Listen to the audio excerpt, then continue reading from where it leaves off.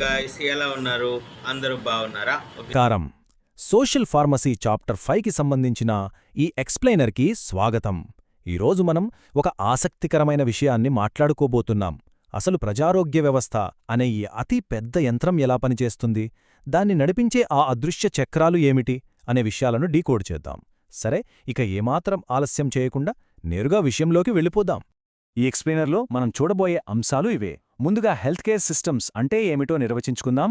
ఆ తరువాత patient care స్థాయిలు, జాతీయ ఆరోగ్య కార్యక్రమాలు, నిర్దిష్ట వ్యాధులను ఎలా టార్గెట్ చేస్తున్నారు, మరియు చివరగా పబ్లిక్ హెల్త్లో ఫార్మసిస్ట్ల అసలైన పాత్ర ఏమిటో తెలుసుకుందాం. మొదటి విభాగం, health care systems blue print. అసలు ఒక హెల్త్ సిస్టమ్ అనేది ఎంత విశాలంగా ఉంటుందో ఇప్పుడు చూద్దాం. ఇక్కడ ఆసక్తికరమైన విషయం ఏమిటంటే, ప్రపంచ ఆరోగ్య సంస్థ అంటే WHO ఇచ్చిన ఈ నిర్వచనం. ఆరోగ్య వ్యవస్థ అంటే కేవలం ఆస్పత్రులు, డాక్టర్లు మాత్రమే కాదు. ప్రజల ఆరోగ్యాన్ని కాపాడటానికి, మెరుగుపరచడానికి పనిచేసే ప్రతి సంస్థ, ప్రతి వనరు దీని కిందకే వస్తాయి. అందరికీ ఆరోగ్యం అనే 3వ సస్టైనబుల్ డెవలప్మెంట్ గోల్ని చేరుకోవటానికి ఇదొక ప్రాథమిక పునాది లాంటిదన్నమాట. ఈ వ్యవస్థ యొక్క ప్రధాన నిర్మాణాన్ని మనం ఒకసారి పరిశీలిస్తే, ఇక్కడ ఫండింగ్ని బట్టి 3 రకాలుగా ఆస్పత్రులను వర్గీకరించారు. పబ్లిక్ ఆస్పత్రులు పూర్తిగా ప్రభుత్వ నిధులతో నడుస్తాయి. వీళ్ల లక్ష్యమేంటంటే ఉచితంగా లేదా చాలా తక్కువ ఖర్చుతో వైద్యం అందించడం. ఇక నాన్ ప్రాఫిట్ ఆస్పత్రుల విషయానికొస్తే, ఇవి ట్రస్ట్లు లేదా మతపరమైన సంస్థల ద్వారా కమ్యూనిటీ సేవ కోసం నడుస్తాయి. మూడవది ప్రైవేట్ ఆస్పత్రులు. ఇవి పెట్టుబడిదారుల అధీనంలో ఉండి కార్డియాలజీ లేదా ప్లాస్టిక్ సర్జరీ లాంటి లాభదాయకమైన స్పెషాలిటీ సేవలపై ఎక్కువగా దృష్టి పెడతాయి. ఇక రెండవ విభాగం పేషెంట్ కేర్ స్థాయిలు. ఆస్పత్రుల గురించి మాట్లాడుకున్నాం గదా, ఇప్పుడు ఆస్పత్రుల్లో అసలు ఎలాంటి రకాల వైద్య సంరక్షణ అందుతుందో చూద్దాం. ఇక్కడ సంరక్షణను ప్రధానంగా 5 రకాలుగా విభజించవచ్చు. మొదటిది ప్రైమరీ కేర్. జలుబు, జ్వరం లాంటి వాటికి మనం మొదటగా వెళ్లే బేసిక్ లెవెల్ కేర్ ఇది. రెండవది స్పెషాలిటీ కేర్. ఇక్కడ స్పెషలిస్టు డాక్టర్లు ఉంటారు. మూడవది ఎమర్జెన్సీ మరియు అర్జెంట్ కేర్. ఇవి యాక్సిడెంట్స్ లేదా ప్రాణాపాయ పరిస్థితుల్లో తక్షణమే అవసరమయ్యే వైద్యం.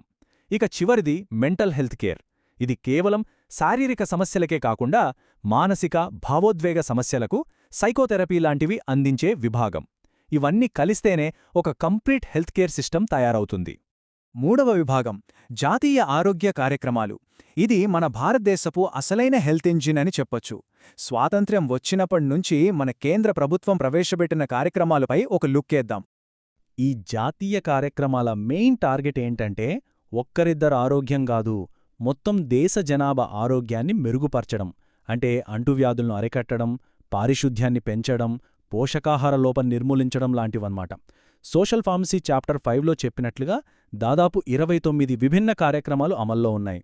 ఇందులో పొగాకు, మద్యం వాడకాన్ని తగ్గించడం నుంచి ఆరోగ్యకరమైన డైట్ను అలవాటు చేయడం వరకు ఎన్నో బృహత్తర కార్యక్రమాలు ఉన్నాయి. నాలుగవ విభాగం నిర్దిష్ట వ్యాధులపై లక్ష్యం.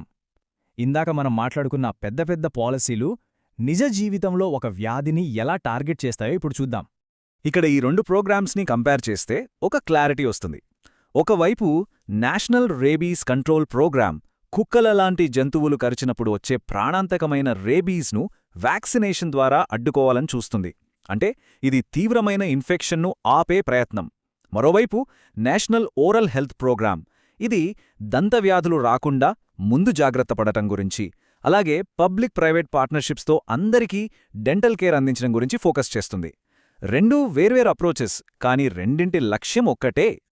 ఇప్పుడు ఈ ఫోటోలు చూస్తే విషయం ఎంత సీరియస్సో అర్థమవుతుంది. National programme for prevention and control of fluorosis అనేది ఎందుకు అంత ముఖ్యమో ఈ చిత్రాలే చెబుతున్నాయి. నీళ్లల్లో ఫ్లోరైడ్ ఎక్కువగా ఉండటం వల్ల పళ్ళు ఇలా రంగుమారిపోయి పాడైపోతాయి. దీన్నే డెంటల్ ఫ్లోరోసిస్ అంటారు. అదే ఫ్లోరైడ్ ఎముకల్లోకి చేరితే కీళ్లు బిగుసుకుపోయి నడవలేని పరిస్థితి వస్తుంది. దాన్ని స్కెలిటల్ ఫ్లోరోసిస్ అంటారు. ఇలాంటి భయంకరమైన పరిస్థితులను నివారించడానికే ఆ ప్రోగ్రాం పనిచేస్తుంది. ఈ స్క్రీన్ మీద కనిపిస్తున్న 2025 అనేది కేవలం ఒక సంవత్సరం మాత్రమే కాదు, ఇదొక అతిపెద్ద సవాలు. Revised national tuberculosis control programme అంటే RNTCP తీసుకున్న ఒక భారీ లక్ష్యమిది. 2025 నాటికి మన దేశం నుంచి టీబీ వ్యాధిని పూర్తిగా తుడిచిపెట్టేయాలనేది వీళ్ల ప్లాన్. వినడానికి చాలా ఆశ్చర్యంగా ఉంది కదూ? మరి అంత పెద్ద లక్ష్యాన్ని ఎలా చేరుకుంటారు? దానికోసం వాడే వ్యూహాలే ఇవి. ముందుగా ప్రైవేట్ డాక్టర్లను కలుపుకోపోవడం, అలాగే టెక్నాలజీని వాడి పేషెంట్స్ డేటాని ట్రాక్ చేయడం, ముఖ్యంగా మందులు వేసుకోకుండా మర్చిపోకుండా రోగుల మొబైల్స్కి ఎప్పటికప్పుడు SMS రిమైండర్లు పంపడం లాంటివి చేస్తున్నారు. అంతేకాదు, టీబీ రోగులకు సరియైన పోషకాహారం కోసం డైరెక్ట్ బెనిఫిట్ ట్రాన్స్ఫర్ ద్వారా ఆర్థిక సాయం కూడా చేస్తున్నారు. అద్భుతమైన ప్లానింగ్ కదా! ఇక చివరి విభాగం పబ్లిక్ హెల్త్లో ఫార్మసిస్టులు. ఇన్ని ప్రోగ్రామ్స్, ఇన్ని రూల్స్ పెట్టుకున్నాం సరే, కాని వాటన్నింటినీ గ్రౌండ్ లెవెల్లో ఇంప్లిమెంట్ చేసే ఆ అసలైన హీరోలెవరో తెలుసా? వాళ్లే మన ఫార్మసిస్టులు. ఈ ఫ్లోచార్ట్ గమనిస్తే ఫార్మసిస్ట్ అంటే కేవలం చీటి చూసి మందులిచ్చే వ్యక్తి మాత్రమే కాదని అర్థమవుతుంది. డ్రగ్ సప్లై చైన్ను మెయింటైన్ చేయడం నుంచి హాస్పిటల్స్లో ఇన్ఫెక్షన్స్ కంట్రోల్ చేయడం వరకు వాళ్ల పాత్ర చాలా ఉంది. ముఖ్యంగా కోవిడ్ లాంటి విపత్తుల సమయంలో వ్యాక్సినేషన్లివ్వడంలోనూ, అలాగే ఎవరికి ఎలాంటి ట్రీట్మెంట్ అవసరమో గుర్తించి పంపడంలోనూ ఫార్మసిస్టులు ఒక కేంద్రబిందువుగా పనిచేశారు. వాళ్ల రోల్ అక్కడతో ఆగిపోలేదు సుమా. హెచ్ఐవి ట్రీట్మెంట్కి వాడే యాంటీ రెట్రోవైరల్ మందుల పంపిణీ బాధ్యత కూడా వాళ్లదే. అలాగే మందుల వల్ల వచ్చే సైడ్ ఎఫెక్ట్స్ని రిపోర్ట్ చేసే ఫార్మాకో విజిలెన్స్లో కూడా వీళ్లదే కీ రోల్. సమాజంలో ఎలాంటి వ్యాధులు ప్రబలుతున్నాయో, వరదలు లాంటి విపత్తులు వచ్చినప్పుడు మందుల కొరత లేకుండా చూసుకోవడం లాంటి ఎన్నో బాధ్యతలు వారు మోస్తున్నారు. ఇక్కడ వాళ్ళు చేసే అన్నింటికంటే ముఖ్యమైన పని ఒకటుంది. అదే పేషెంట్ కౌన్సెలింగ్. మందులు ఎలా వాడాలి, ఏ టైంకి వేసుకోవాలి, ఎలాంటి సైడ్ ఎఫెక్ట్స్ వస్తాయో రోగికి వాళ్లు స్పష్టంగా వివరిస్తారు. ఒకవేళ రోగికి ఈ విషయం సరిగ్గా అర్థం కాకపోతే మనం ఇందాక మాట్లాడుకున్న ఆ బృహత్తర జాతీయ కార్యక్రమాలు, ఈ పెద్ద హెల్త్ కేర్ సిస్టమ్ అంతా కూడా ఫెయిల్ అయినట్లే. ఇది ఖచ్చితంగా గుర్తుపెట్టుకోవాల్సిన విషయం. సో మనం ఈ ఎక్స్ప్లెయినర్ ముగింపుకు వచ్చేశాం. ఈరోజు ప్రపంచ ఆరోగ్య వ్యవస్థలు ఎన్నో ఆధునిక సంక్షోభాలను ఎదుర్కొంటున్నాయి. ఈ టైంలో వచ్చే ఒక పెద్ద ప్రశ్నేంటంటే, గ్లోబల్ హెల్త్లో మనమింకా పూర్తిగా వాడుకోని అత్యంత బలమైన మూలస్తంభం మన దగ్గర్లోనే ఆ ఫార్మసిస్టేనా? ఖచ్చితంగా అవుననే అనిపిస్తోంది కదా. ఫార్మసీ అంటే కేవలం మందుల షాపు కాదు, వాళ్లు మన ప్రజారోగ్య రక్షణలో అసలైన సైలెంట్ వారియర్స్. ఈ విశ్లేషణ ద్వారా సోషల్ ఫార్మసీ చాప్టర్ 5కి సంబంధించిన అద్భుతమైన విషయాలు, ప్రజారోగ్య వ్యవస్థ వెనుక ఉన్న నెట్వర్క్ అంతా క్లియర్గా అర్థమైందని ఆశిస్తున్నాం.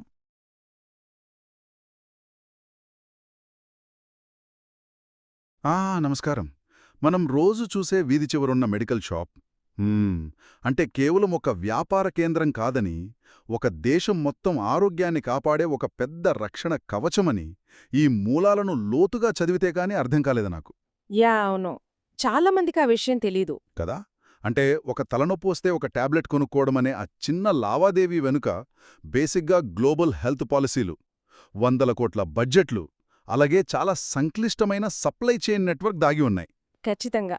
అదంతా ఒక పెద్ద వ్యవస్థ. రైట్. సో ఈనాటి మన లోతైన విశ్లేషణలో సోషల్ ఫార్మసీ అనబడే ఈ అద్భుతమైన ప్రపంచాన్ని డీకోడ్ చేద్దాం. అసలు WHO నిర్దేశించిన అందరికీ ఆరోగ్యం సాధించడానికి వ్యవస్థలు ఎలా పనిచేస్తాయి, మరియు ఫార్మసిస్టులు ఇందులో ఎలా కీలకంగా వ్యవహరిస్తారనే విషయాలను చర్చిద్దాం. ఈ మూలాల్లో ఉన్న సమాచారం చూస్తే నిజంగా మన కళ్ళు తెరుచుకుంటాయి. అంటే ఆరోగ్య సంరక్షణ అనగానే మనకు గుర్తొచ్చేదేంటి? ఆపరేషన్ థియేటర్లు, స్టెథోస్కోప్ పట్టుకున్న డాక్టర్లు. ఎగ్జాక్ట్లీ. కానీ ఈ సోషల్ ఫార్మసీ అనేది అంతకంటే చాలా లోతైన విషయం. ఒక మందు ల్యాబ్లో తయారైన దగ్గర నుండి అది మనిషి శరీరంలోకి వెళ్ళి ఎలా పనిచేస్తుంది, సమాజం దాన్ని ఎలా స్వీకరిస్తుంది అనే అన్ని కోణాలను ఇది స్టడీ చేస్తుంది. అంటే గ్లోబల్ లక్ష్యాలను క్షేత్రస్థాయి వాస్తవాలతో కలిపే ఒక వారధి లాంటిదంటారా? అవునండి, 100% అదే. ఇక్కడే నాకొక పెద్ద డౌట్ వస్తోంది. బేసిక్గా మనం గ్లోబల్ లక్ష్యాల గురించి మాట్లాడుతున్నాం కదా, కాని అసలు మన మూలాల్లో ఇచ్చిన హెల్త్ సిస్టమ్ డెఫినిషన్ చూస్తే కొంచెం ఆశ్చర్యంగా అనిపించింది. అవునా? ఎందుకని? అంటే ఆరోగ్య వ్యవస్థ అనగానే ఆస్పత్రుల్లోని కాకుండా ఒక గ్రామంలో త్రాగునీరందించే పథకాన్ని కూడా WHO ఇందులో భాగమే అంటోంది కదా. నీళ్ల పైపులు వేయడానికి ఆ హెల్త్ సిస్టమ్కి సంబంధమేమిటి? ఇది కొంచెం పబ్లిక్ వర్క్స్ డిపార్ట్మెంట్ పనిలా అనిపించట్లేదా? పైకి అలానే కనిపిస్తుంది. కానీ ఇక్కడే మనం నివారణ అంటే ప్రివెన్షన్ మరియు చికిత్స అంటే క్యూర్ మధ్య ఉన్న తేడాను గమనించాలి. ఓహో, ఓకే.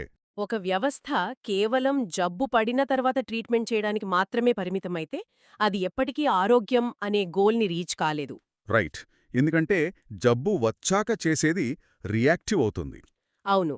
ఇప్పుడు ఉదాహరణకు కలరా లేదా టైఫాయిడ్ తీసుకుందాం.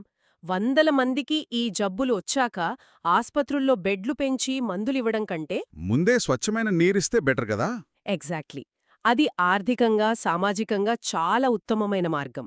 అందుకే పారిశుద్ధ్యం కావొచ్చు, టీకాలు కావొచ్చు, లేదా వాటర్ ప్యూరిఫికేషన్ కావొచ్చు, ఇవన్నీ హెల్త్ సిస్టంలో భాగమే అని WHO క్లియర్గా చెప్తోంది. వావ్!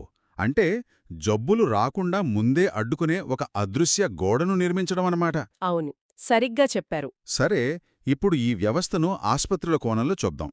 మన మూలాల్లో ఆస్పత్రులను ప్రధానంగా పబ్లిక్, ప్రైవేట్, నాన్ ప్రాఫిట్ అని డివైడ్ చేశారు. యా, 3 రకాలు. ప్రైవేట్ హాస్పిటల్ అవసరం ఏమొచ్చింది? ఇదొక చాలా కాంప్లెక్స్ అయిన ఎకనామిక్ అండ్ సోషల్ ప్రశ్న. ఒక దేశ జనాభా భారీగా ఉన్నప్పుడు మొత్తం ఆ జనాభాకు అవసరమైన అన్ని రకాల వైద్య సేవలను ప్రభుత్వం ఒక్కటే భరించడం దాదాపు అసాధ్యం. అంటే బడ్జెట్ పరంగా అంటారా? బడ్జెట్ పరంగా, రీసోర్సెస్ పరంగా కూడా. పబ్లిక్ ఆస్పత్రులనేవి సిస్టంకు ఒక ఫౌండేషన్ లాంటివి.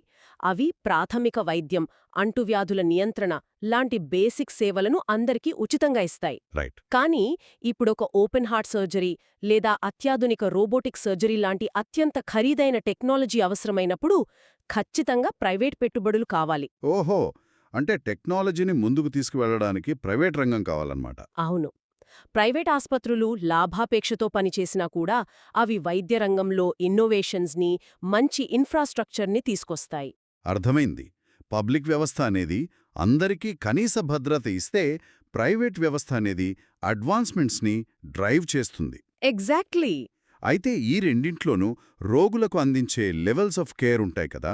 అంటే ప్రైమరీ, స్పెషాలిటీ అని మనం వింటూ ఉంటాం. ఇవి గ్రౌండ్ లెవెల్లో ఎలా ఇంటరాక్ట్ అవుతాయో తెలుసుకోవాలనుంది నాకు. అడగండి. ఒకవేళ ఒక వ్యక్తికి కడుపు నొప్పి వస్తే నేరుగా స్పెషాలిటీ కేర్కు వెళ్లడం కరెక్టేనా? అసలు ఈ సిస్టంలో ఫ్రిక్షన్ పాయింట్స్ ఎక్కడొస్తాయి? మంచి ప్రశ్న అడిగారు. ఇక్కడే మన సిస్టమ్స్ చాలాసార్లు ఫెయిల్ అవుతుంటాయి. ఐడియల్గా ఏం జరగాలంటే, ఒక రోగికి ఏ చిన్న సమస్య వచ్చినా మొదటగా వెళ్లాల్సింది ప్రైమరీ కేర్ సెంటర్కే. అంటే మన ఫ్యామిలీ డాక్టర్ లాగా? యా, అవును. అక్కడి డాక్టర్ రోగి ఫ్యామిలీ హిస్టరీని, బేసిక్ హెల్త్ని అర్థం చేసుకునుంటారు కదా. ఆ సమస్య కేవలం గ్యాస్ట్రిక్ ట్రబుల్ అని తేల్తే అక్కడే మందులిస్తారు. ఒకవేళ అది అపెండిసైటిస్ అనే డౌట్ వస్తే అప్పుడు స్పెషాలిటీ కేర్కు రిఫర్ చేస్తారు. ఓకే, కానీ ప్రాక్టికల్గా అలా జరగట్లేదు కదా. అదే కదా ప్రాబ్లం.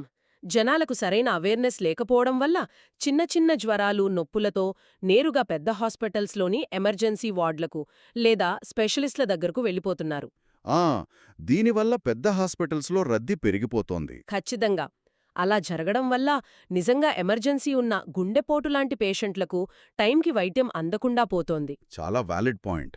అయితే ఎమర్జెన్సీ పరిస్థితుల గురించి మాట్లాడుతున్నాం కాబట్టి మన మూలాల్లో అర్జెంట్ కేర్ అని మరొక కేటగిరీ ఉంది. అవును, అర్జెంట్ కేర్. ప్రాణాపాయ స్థితిలో ఉంటే ఎమర్జెన్సీ కేర్ అని అర్థమైంది. కానీ ఈ ఎమర్జెన్సీకి, అర్జెంట్ కేర్కి మధ్యున్న ఆ సన్నని గీత వెనుకున్న లాజికేంటి? ఇదొక చిన్న ఎగ్జాంపుల్తో చెప్తాను. ఒక వ్యక్తికి తీవ్రమైన ఛాతీనొప్పి వచ్చింది, శ్వాస తీసుకోవడం కష్టంగా ఉంది. ఇది ఎమర్జెన్సీ. అవును, ఒక్క నిమిషం లేటైనా ప్రాణాలు పోవచ్చు. రైట్. కాబట్టి వెంటనే ఈఆర్కి అంటే ఎమర్జెన్సీ రూమ్కు తీసుకెళ్లాలి. మరోవైపు ఒక వ్యక్తి వంట చేస్తుండగా కత్తి తెగి వేలుకు గట్టిగా గాయమైంది అనుకోండి. రక్తం కారుతూ ఉంటుంది. అవును, రక్తం కారుతోంది కాబట్టి వెంటనే కుట్లు వెయ్యాలి. కాని దీనివల్ల ఆ క్షణంలో ప్రాణానికి ముప్పు లేదు. ఇది అర్జెంట్ కేర్. ఓహో, అంటే తక్షణమే చికిత్స కావాలి, కానీ లైఫ్ థ్రెటనింగ్ కాదు. ఎగ్జాక్ట్లీ. ఈ రోగిని ఎమర్జెన్సీ రూమ్కు తీసుకెళ్తే అక్కడ ఆ హార్ట్అటాక్ పేషెంట్కు టైం వేస్ట్ అవుతుంది కదా. అందుకే ఈ అర్జెంట్ కేర్ సెంటర్లు ఒక బఫర్లా పనిచేస్తాయి. ఇంట్రెస్టింగ్. ఈ వర్గీకరణ చూస్తుంటే బేసిక్గా ఈ సిస్టమంతా పర్ఫెక్ట్గా డిజైన్ చేసిన ఒక జల్లెడలాగా అనిపిస్తోంది. ఏ రోగి ఎక్కడ ఉండాలో అక్కడికి పంపాలి. యా, అదే దీని మెయిన్ ఉద్దేశం. కానీ ఇప్పుడు కొంచెం అసలు విషయానికి వద్దాం. ఇవన్నీ ఉన్నా కూడా కొన్ని జబ్బులను పూర్తిగా రూపుమాపడానికి దేశవ్యాప్తంగా జాతీయ ఆరోగ్య కార్యక్రమాలు ప్రవేశపెట్టారు. మన సోర్సెస్లో దాదాపు 29 కార్యక్రమాల లిస్టుంది. అవును, చాలా పెద్దది స్టడీ. ఇదంతా చూస్తుంటే ఒక రకమైన బ్యూరోక్రాటిక్ ఓవర్లోడ్ లాగా లేదా? అసలు ఇన్ని ప్రోగ్రామ్స్ ఎలా పనిచేస్తాయి? ఫర్ ఎగ్జాంపుల్, క్షయవ్యాధి అంటే టీబీ నియంత్రణ కోసమున్న డాట్స్ విధానం తీసుకుందాం. డాట్స్. ఆ రోగి మందు వేసుకునేటప్పుడు ఒక హెల్త్ వర్కర్ ప్రత్యక్షంగా పర్యవేక్షించడం అనేది వినడానికి కొంచెం విచిత్రంగా లేదా నియంతృత్వంగా, లేదా ఒక మనిషి మందు మింగేదాకా పక్కనే కూర్చోవడం ప్రాక్టికల్నా? బయట నుండి చూస్తే అది నియంతృత్వంగా అనిపించడం సహజమే. కానీ ఆ నిర్ణయం వెనుక ఉన్న సైన్స్ని మనం అర్థం చేసుకోవాలి. సైన్స్ అంటే ఆ బ్యాక్టీరియా స్వభావం గురించా? అవును. టీబీని కలిగించే బ్యాక్టీరియా చాలా మొండిది. దాన్ని పూర్తిగా చంపాలంటే రోగి కనీసం 6 నెలల పాటు క్రమం తప్పకుండా మందులు వాడాలి. 6 నెలలంటే చాలా పెద్ద పీరియడ్. అదే ప్రాబ్లం ఇక్కడ. మందులు వాడటం మొదలుపెట్టిన 2-3 వారాలకే రోగికి ఆ దగ్గు, జ్వరం తగ్గిపోయి పూర్తిగా నయమైనట్లు అనిపిస్తోంది. దాంతో చాలామంది, ముఖ్యంగా కొంచెం అవగాహన లేనివాళ్లు, జబ్బు తగ్గిపోయింది గదా అని ఆ మందులు వాడటం ఆపేస్తారు. ఓ, అలా సగంలో మందులు ఆపేయడం వల్లే అసలు ముప్పు మొదలవుతుందా? అవునండి. సగంలో మందులు ఆపేసినప్పుడు శరీరంలో మిగిలి ఉన్న కొన్ని బ్యాక్టీరియాలు ఆ మందుల పనితీరును అర్థం చేసుకుని తమను తాము మార్చుకొని మరింత బలపడతాయి. అంటే అవి ఇమ్యూన్ అయిపోతాయన్నమాట. ఎగ్జాక్ట్లీ. దీన్నే డ్రగ్ రెసిస్టెన్స్ అంటారు. ఇప్పుడా పేషెంటుకు మళ్లీ టీబీ వస్తే పాత మందులు ఏవీ పనిచెయ్యవు. వావ్, అది చాలా డేంజరస్ కదా. కేవలం ఆ ఒక్క పేషెంట్కే కాదు, అతను బయట తగ్గినప్పుడు ఆ గాలి ద్వారా ఆ రెసిస్టెంట్ బ్యాక్టీరియా 10 మందికి సోకుతుంది. అది ఒక సొసైటీకి చాలా పెద్ద ప్రమాదం. రైట్, ఇప్పుడు అర్థమైంది. అందుకే పేషెంట్ ఇష్టానికి వదిలేయకుండా ఒక హెల్త్ వర్కర్ స్వయంగా వెళ్లి మందులు మింగించే ఈ డాట్స్ విధానాన్ని తీసుకొచ్చారన్నమాట. అవును. ఇది లాజిస్టికల్గా కష్టమే అయినా జాతి మనుగడకు అత్యంత అవసరం. యా, అంటే ఒక వ్యక్తి నిర్లక్ష్యం మొత్తం సమాజానికి ప్రమాదంగా మారకూడదు. ఇంకో విషయం ఏంటంటే, ప్రైవేట్ డాక్టర్లు కూడా టీబీ పేషెంట్ల వివరాలు ప్రభుత్వానికిస్తే ప్రోత్సాహకాలిస్తారని చదివాను. అవును. అంటే ఏ ఒక్క పేషెంట్ కూడా సిస్టమ్ రాడార్ నుండి తప్పించుకోకూడదు అని. అది చాలా మంచి అప్రోచ్. సరే, ఇదంతా ఒక అంటువ్యాధి కదా. కానీ ఆ లిస్ట్లో ఫ్లోరోసిస్ నివారణ అనే కార్యక్రమం ఉంది. ఇది చూసినప్పుడు నాకు చాలా ఆశ్చర్యం వేసింది. ఫ్లోరోసిస్ గురించి కదా? అవును. ఎందుకంటే ఇది బ్యాక్టీరియా వల్ల రాదు, వైరస్ వల్ల రాదు, వాతావరణం లేదా నీటి వల్ల వచ్చే సమస్య. దీనికి మన హెల్త్ డిపార్ట్మెంట్ ఎలా రెస్పాండ్ అవుతుంది? కేవలం మందులిస్తే పనవుతుందా? మీరు చాలా కీ పాయింట్ పట్టుకున్నారు. ఒక పబ్లిక్ హెల్త్ ప్రోగ్రామ్ అంటే కేవలం టాబ్లెట్స్ పంచడం మాత్రమే కాదు అనడానికి ఈ ఫ్లోరోసిస్ ఒక బెస్ట్ ఎగ్జాంపుల్. అంటే వేరే డిపార్ట్మెంట్స్తో కలిసి పనిచేస్తారా? అవును. మన దేశంలో, ముఖ్యంగా కొన్ని రాష్ట్రాల్లో భూగర్భ జలాల్లో సహజంగానే ఫ్లోరైడ్ శాతం ఎక్కువ. ఆ నీరు త్రాగడం వల్ల దంతా ఫ్లోరోసిస్ వస్తుంది. పళ్ళు పాడైపోతాయి. పసుపు రంగులోకి మారిపోతాయి కదా. కరెక్ట్. కాని అంతకంటే భయంకరమైనది అస్థిపంజర ఫ్లోరోసిస్. దీనివల్ల ఎముకలు, కీళ్లు బిగుసుకుపోయి నడవలేని పరిస్థితి వస్తుంది. ఈ సమస్యకు మీరు ఎన్ని టన్నుల కాల్షియం టాబ్లెట్లిచ్చినా ప్రయోజనం లేదు. అంటే మెడికల్ సైన్స్కు ఇక్కడ లిమిటేషన్స్ ఉన్నాయి. రూట్ కాజ్ని తీసేయకుండా పైన లక్షణాలకు ట్రీట్మెంట్ చేయడం వేస్ట్. 100% పాళ్ళు నిజం. అందుకే ఈ ప్రోగ్రాం కింద హెల్త్ డిపార్ట్మెంట్ నీటిపారుదల శాఖతో కలిసి పనిచేస్తుంది.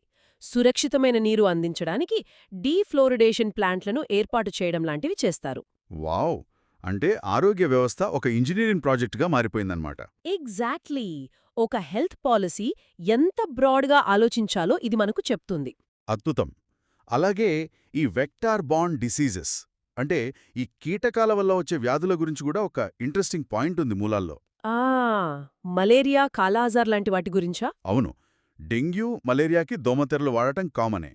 కానీ ఆ కాలా అజర్ అనే వ్యాధికి ల్యాంబ్ అంటే సింగిల్ డోస్ లిపోజోమల్ ఆంఫోటెరసిన్ బి అనే మందునివ్వడం గురించి చదివాను.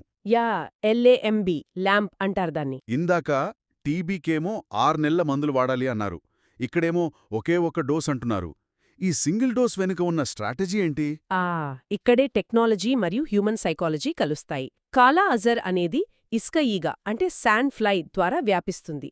గతంలో దీనికి ట్రీట్మెంట్ ఇవ్వాలంటే రోగికి దాదాపు 1 నెల రోజుల పాటు రోజూ ఇంజెక్షన్లు ఇవ్వాల్సి వచ్చేది. 1 నెల రోజులు రోజు ఇంజెక్షన్ అంటే చాలా పెయిన్ఫుల్ కదా. అవును, భరించలేరు.